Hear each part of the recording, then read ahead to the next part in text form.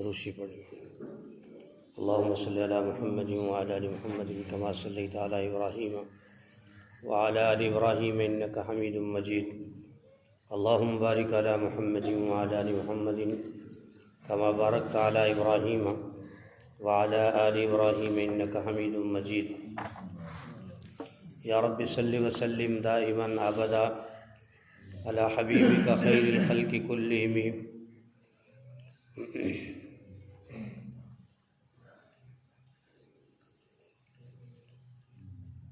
حضور اقدس صلی اللہ علیہ وسلم نے ارشاد فرمایا، جو بندہ جس وقت بھی صبح کو یا شام کو اپنے گھر سے نکل کر مسجد کی طرف جاتا ہے تو اللہ جل شانہ اس کے واسطے جنت کی مہمانی کا سامان تیار کرتا ہے، اور وہ جتنی دفعہ بھی صبح و شام جائے گا۔ رسول اللہ صلی اللہ علیہ وسلم نے ارشاد فرمایا، جو بندہ جس وقت بھی صبح کو یا شام کو اپنے گھر سے نکل کر مسجد کی طرف جاتا ہے تو اللہ جل شانہ اس کے واسطے جنت کی مہمانی کا سامان تیار کرتا ہے، جنت کی مہمانی کا سامان تیار کراتا ہے، اور وہ جتنی دفعہ بھی صبح و شام کو جائے گا۔ رسول اللہ صلی اللہ علیہ وسلم نے ارشاد فرمایا، جو بندہ جس وقت بھی صبح کو یا شام کو اپنے گھر سے نکل کر مسجد کی طرف جاتا ہے تو اللہ جل شانہ اس کے واسطے جنت کی مہمانی کا سامان تیار کراتا ہے، اور وہ جتنی دفعہ بھی صبح اور شام کو جائے گا تو فرمایا اتنی دفعہ اس کے لیے مہمانی فرمایا تیار ہوگی۔ حضرت ابو سعید خدری رضی اللہ تعالیٰ عنہ سے روایت ہے،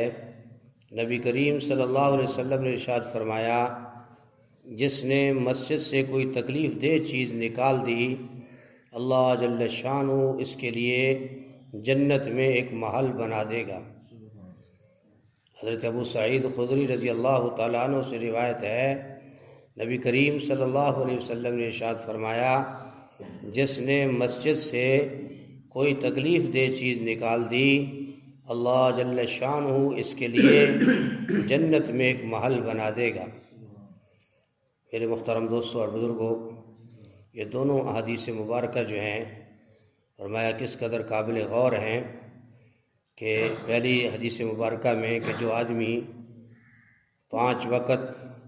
مسجد میں نماز کے لیے آتا ہے تو اللہ جل شانہ اس کے لیے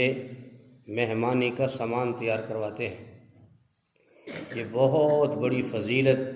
عظمت اور شان کی بات ہے کہ ایک بندہ اپنے کام کاج کو چھوڑ کر خالص نیت کر کے اللہ کے حکم کو پورا کرنے کے لیے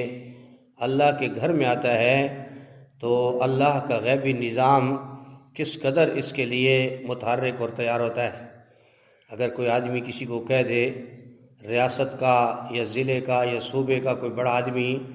کسی آدمی کی دعوت کے لیے اس کو بلا لے اور اس کو جو ہے مدعو کر لے، تو مجھے بتاؤ جس قدر وہ بڑا آدمی ہوگا اسی قدر آدمی کی شہرت ہوگی، اور آدمی جو ہے وہ پھولے نہیں سمائے گا، اور فرمایا کہ لوگوں کو بتائے گا کہ جی خانوال کے D P O D C او نے میری دعوت کی ہے، مہمان نوازی کی ہے، فلاں صوبے کے وزیر اعلیٰ نے میری مہمان نوازی کی ہے، ملک کے وزیر اعظم نے میری دعوت کی ہے، تو لوگوں کو بتاتا پھرے گا۔ فرمایا وہ مسلمان، وہ حضور صلی اللہ علیہ وسلم کا امتی، وہ نمازی کس قدر خوش نصیب ہے کہ اللہ جل شانہ اپنے گھر میں آنے والے مسلمان مومن کے لیے فرمایا جنت میں اس کے لیے مہمانی تیار کرواتے ہیں۔ میرے محترم دوستو، فرمایا کہ انسان اللہ کے حکم کو پورا کرنے کے لیے جب آتا ہے تو اس کے لیے اور بھی بہت ساری احادیث میں فضائل موجود ہیں، اس لیے فرمایا اللہ کے گھر میں پورے اہتمام کے ساتھ آدمی آئے، اللہ کے حکم کو پورا کرنے کے لیے آئے۔ اس میں ایک بات اور بھی ہے کہ ایک آدمی کسی کی مہمان نوازی کے لیے جاتا ہے تو اس کے دل میں خواہش ہوتی ہے کہ جس قدر کسی بڑے کا مہمان بننا چاہتا ہے تو چاہتا ہے کہ میرے گھر والے بھی میرے ساتھ ہوں، میرے بچے بھی میرے ساتھ ہوں، تاکہ وہ کسی بڑے کی مہمانی کو اچھے طریقے سے جو ہے وہ مہمانی کھا سکیں اور اس کا حق ادا کر سکیں۔ تو فرمایا اگر کوئی آدمی چاہتا ہے کہ اللہ کی وہ تیار کی ہوئی مہمانی میں کھاؤں تو اپنے گھر والوں کی بھی فکر کرے، گھر والوں کو نماز کے لیے اٹھانا، اپنے بچوں کی نگرانی کرنا۔ آج ہم سے سب سے بڑی سستی اور کاہلی یہ ہو رہی ہے کہ جی بچے ہماری بات نہیں مانتے۔ اس آدمی سے بندہ یہ کہہ دے کہ تیرے کسی اور کام کے لیے بھی اگر تیرے بچے تیری بات نہیں مانتے تو تیرے دل میں کیا درد ہوگا، کیا تکلیف اٹھے گی، اور کس قدر تو اس معاملے کو صحیح کرنے کے لیے تدابیر اختیار کرے گا۔ اللہ نے کل قیامت کے دن یہ پوچھ لیا کہ مسلمان تیرے اپنے تو معاملہ کچھ ٹھیک تھا، لیکن تیری اہل و عیال کا معاملہ کیا تھا؟ تو کیا آدمی کیا کہے گا؟ میں بے بس ہوں۔ تو میرے محترم دوستوں اور بزرگوں، اگر کوئی خیر خواہ آدمی یہ چاہتا ہے کہ جس طرح میرا رب میرے لیے مہمانی تیار کرواتا ہے، اس طریقے سے میری اولاد کے لیے بھی تیار کروائے، میری بیوی کے لیے، بچوں کے لیے بھی،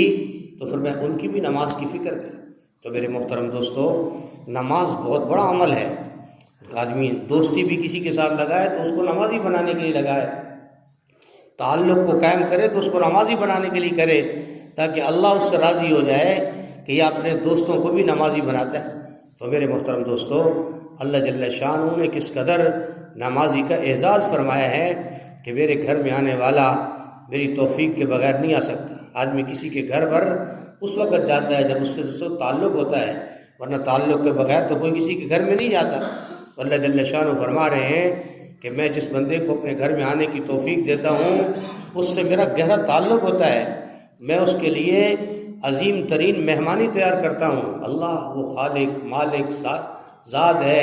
زمین و آسمان، عزت و ذلت، صحت و بیماری، موت و حیات، سب کچھ کا مالک وہی ہے۔ کوئی کسی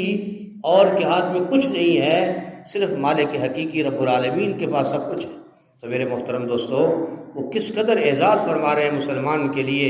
مومن مرد کے لیے، عورتوں کے لیے، بچوں کے لیے، کہ جو بھی 5 وقت نماز کے لیے آئے گا تو اللہ جل شانہ اس کے لیے مہمانی کا انتظام فرماتے۔ تو فرمائے یہ مہمانی جو ہی آدمی دنیا سے رخصت ہوگا، ورنہ تو بھائی سب نے ہے، یہاں تو کسی نے نہیں رہنا، جو ہی یہ دنیا سے رخصت ہوگا اس کے استقبال فرشتے کریں گے،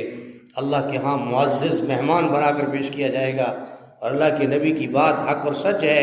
کہ قیامت کے اللہ فرمائے گا، اے میرا بندہ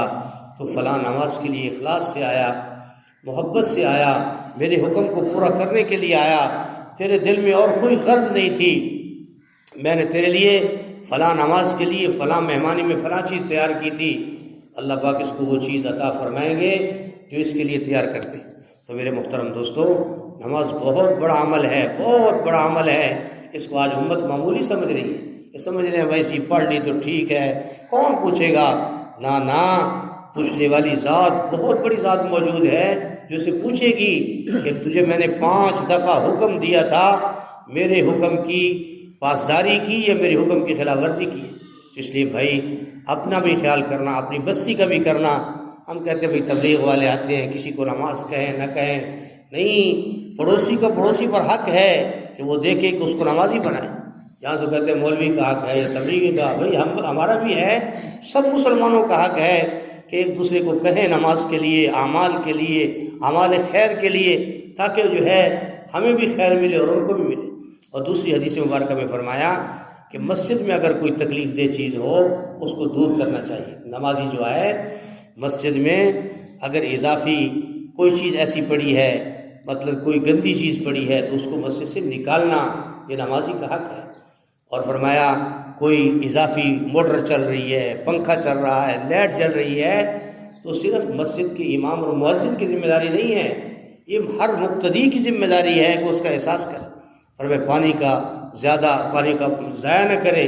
کیونکہ یہ وقف چیز ہوتی ہے، ہر بندے کا اس میں حق ہوتا ہے، تو اس کا خیال کرے۔ مسجد کے اندر جھاڑو نہیں ہے، اس کا اہتمام کرے، خیال کرے، مسجد کی صفائی کا خیال کرے، اذان کا خیال کرے۔ یہ اللہ کی گھر کی صفائی، اس کی دیکھ بھال اور اس کی جو ہے فرمایا خیال، یہ قسمت والوں کو نصیب ہوتا ہے، یہ قسمت والوں کو نصیب ہوتا ہے۔ ہر بندہ یہ نہیں جاتا، کون ڈی پی او اپنے دفتر میں جو ضلع کا بڑا مالک ہے، اپنے دفتر میں سوائے اپنے متحد کے کسی کو داخل نہیں ہونے